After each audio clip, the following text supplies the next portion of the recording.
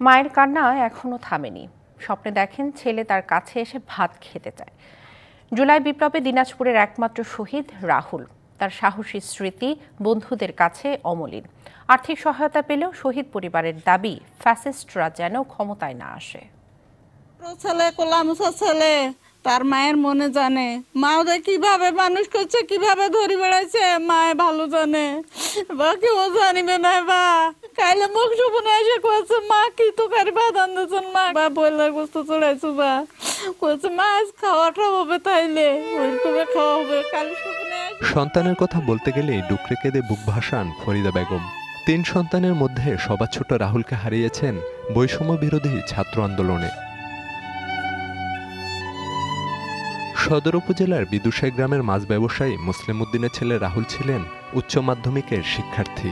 Football খেলায় ভালো দখল ছিল তার। টেবিলে পড়ে থাকা বই আর ফুটবলের অর্জন এখন শুধুই স্মৃতি। ৪ আগস্ট জর্জকোট এলাকায় পুলিশের সাথে ধাওয়া পাল্টা দেওয়ার সময় সহযোদ্ধা জাহিদ বলছেন, প্রথমবার গুলিবিদ্ধ হয়েও মাঠ ছাড়েনি রাহুল। তবে দ্বিতীয়বার গুলি ও টিয়ারশেলের আঘাতে গুরুতর আহত হয়।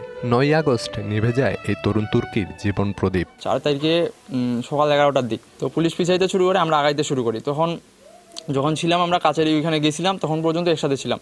তো তখন গিয়ে তখন মনে করেন যে রবিউল ইসলাম রাহুল যে ওয়ে মানে গুলি খায়, গুলিবিদ্ধ হয়। গুলিবিদ্ধ হওয়ার পরে মনে করে মাঠ ছেড়ে পালাই আসে নাই। সাহসের সাথে নির্ভীকতার সাথে ছিল মাঠে। প্রতিদিন তো কোনো না কোনো সময় ওর কথা মনে পড়তেছে, ওঝরে চোখ দিয়ে জল পানি পড়তেছে। ছেলের কথা মনে পড়লে কবরের পাশে দাঁড়িয়ে থাকেন মুসলিম উদ্দিন। নৃশংস হত্যায় জড়িতদের কঠিন শাস্তি চান। বৈষম্য বিরোধী আন্দোলনে যায় মৃত্যু বরণ করেছে। আমার একটাই চাওয়া, এই ফেসিবাদী সরকার যেন আর ক্ষমতায় আসতে না পারে। এই ফেসিবাদী সরকার যদি আবার আসে ক্ষমতায়, আরো হাজার হাজার বাম্মার বুক খালি হয়ে যাবে। সম্প্রতি জুলাই স্মৃতি ফাউন্ডেশন থেকে ৫ লাখ টাকা সহায়তা পেয়েছে রাহুলের পরিবার।